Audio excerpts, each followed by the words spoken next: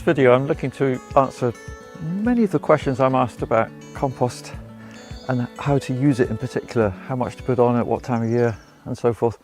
So I've got nice examples here of what we're doing at Homemakers at the moment, which is, believe it or not, November.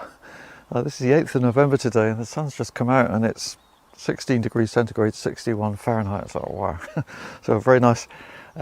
Not seasonal weather, but because it's winter, coming into winter, we are spreading compost. It's time of year, late autumn, when soil life is looking for food. If you think how leaves fall and all the old grass is dying and things are going down into the soil for winter, and the cycle of life is used to that and ready for feeding now. So we're spreading compost in the autumn, and that links to the question, the specific question is, what is the best time to spread it? And that itself links to the common misunderstanding that nutrients leach out of compost. They do not. Compost is not fertilizer, and the reason for that misunderstanding is because the two are often equated, and people have been almost brainwashed to think in terms of putting stuff on the soil to feed the plants, and that's not how compost works. It's feeding the soil life, which builds up a web, a matrix of food and potential plant roots, like the network of fungi that roots can tap into, and they make the nutrients available, and the nutrients sit there in water insoluble form, not soluble in water.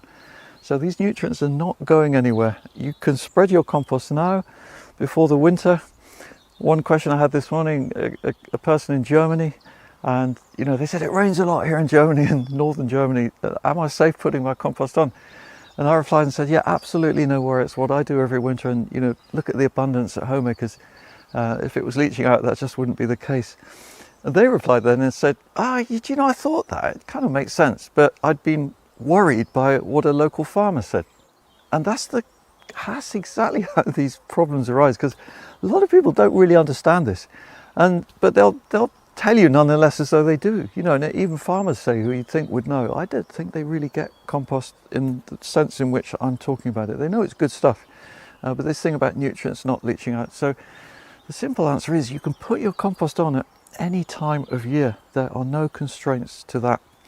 But if you want to please your soil life the most, November, December in the Northern Hemisphere is a really good time to do it. And you can do it under existing crops. So this links on to the next question, which is how much compost to use. We put on here, I've been in the habit of saying 2 to 3 centimetres, about an inch every year. That's once a year. And that led me to actually be a bit more careful, because I'm getting quite prominent now in my writing and teaching, and I can see that people are using this information a lot. So I got my ruler and I thought, well, let's just quickly check the depth here. This is some compost we spread last week, and for me that's reading around 2 centimetres. So I think it's more accurate, the 2 rather than the 3. And likewise here, this is asparagus that we've recently cleared, and I put the ruler in there. It's about 2 again. Depends a bit how you measure it. If I push it down, you can see how soft and fluffy it is.